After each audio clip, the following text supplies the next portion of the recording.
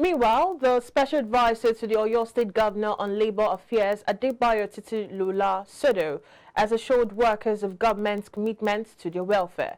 The former Labour leader was reacting to the protests embarked on by workers in the civil and public service. Comrade Sodo, who advised the state employees to be wary of what he termed unscrupulous elements bent on truncating the peace within its workforce, promised that government would continue to discharge its constitutional duties to workers. In Oyo State, I challenge anyone to show proof that we owe anybody salaries in Oyo State. We are up to date. In fact, the salary for July has been paid since last week.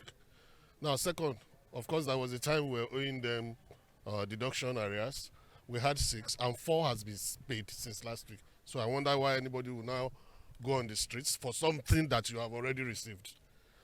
And when we are talking of review of pensions, this government met several areas of entitlements on ground which we have cleared.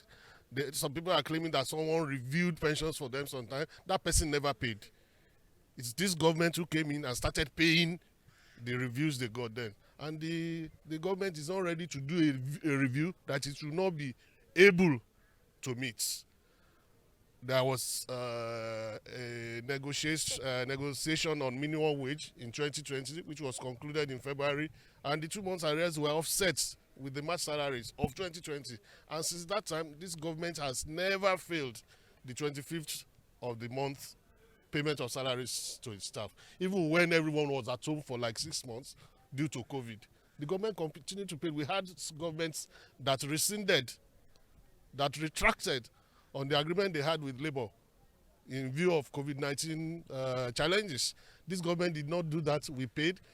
The promotion now is up to 2021. His Excellency approved that the promotions of 2021 be carried out last year. What we are saying is that the generality of the workers should not allow themselves to be led astray, because all of them know that their alerts sounded last week.